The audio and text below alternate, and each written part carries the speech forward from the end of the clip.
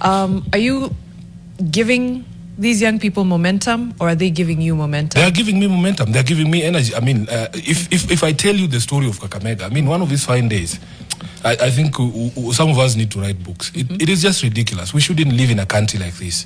So if it wasn't for those young people, we wouldn't even have shown up in Kakamega, because the machinations of the state were to ensure that the meeting does not happen.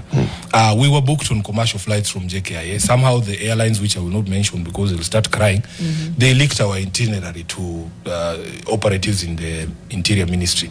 So those guys know Sifuna is landing at X time. They know Babu is on this flight, is landing at X time. And they mobilize goons to come and make sure that we don't leave the airport, you know.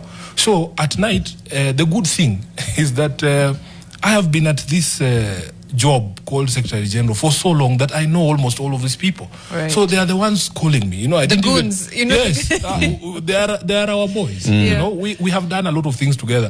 In fact, I didn't even I had forgotten that I had built a shed somewhere in Kisumu. They are the ones who asked me. I don't know which year that was. Said, oh, Sifuna, you know, Juena to pick up. I think it must be like 4 years ago. I only remembered when I saw clips that they were destroying that thing, which shed is okay. I understand.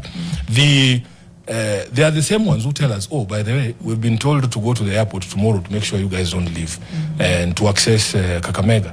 So in the middle of the night, man, we are making frantic calls here and there to some of these air charter providers just to get us to Kakamega. And in the morning, we are sneaking into the airport like we are thieves, or like we have done something wrong. Like we are fugitives in a country that is supposed to be free. To board an aircraft that we didn't want them to know, to land at an airstrip that we did not disclose. In fact, we were telling my colleagues, the ones who came on the flight, where we were landing when they were on board. You know, so it is not supposed to be like that. So we land someplace, use some other back routes, and get into Kakamega. And there were young people who had been mobilized.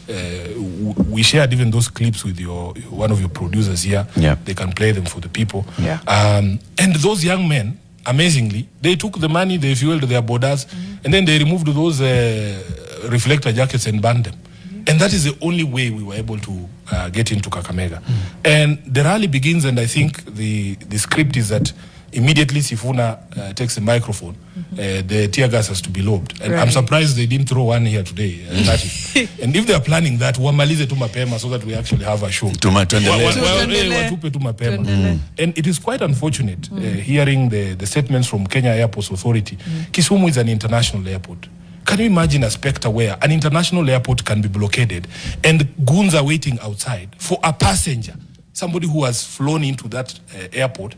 They are saying they will not leave that facility. And KAA is issuing a statement saying that's none of their business, that the area around the airport is not their business, that we should ask somebody else. That they saw the goons, yes, but that is none of their business. An international it's beyond airport, their jurisdiction. It's ridiculous, Latif, if you ask me. It's ridiculous. So the young people are the ones who have been the wind under our wings, and we thank them for showing up, for neutralizing all those machinations.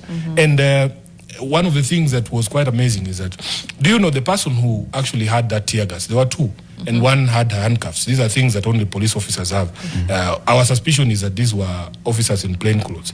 The young people went and found these people. Of course, waliwasalimia kidogo. And if it wasn't for Babu Owino, because he was the one on the mic, those two gentlemen would have been killed. Because Babu told them, no, stop beating them. They were severely beaten. So when somebody says that I arranged my own tear gassing, then the young people caught my person who was supposed to tear gas me, giving him a beating like a dog, almost killing him. What sort of logic is that when Kipchumba Murkomen speaks? Like that, Number two, Latif, all these devices, by the way, have serial numbers. And the general population, like an ordinary citizen like myself, has no way of accessing those things. We want IPOA. I wish that IPOA was empowered enough to be able to do some of these investigations. It is possible to get those fragments of those tear gas canisters and be able to trace which police officer, which police station those things came from. But I want to just send a general warning, two warnings actually. Number one, to the people who are being used to disrupt other people's political rallies. It is very dangerous for you. You can actually be killed. If it wasn't for us saving the lives of those two young people who had handcuffs and the tear gas, they would have been killed there. Number two, I want to warn the state that it is going to take more than tear gas now to stop the voice and the movement of the people. They have to try something else. Let them try bees from wherever it is they can get peace or something like that. But it is not going to be possible. The young people of Malemba coined a msemo on Saturday that kutupwa kwa tiaga sio mwisho wa mkutano.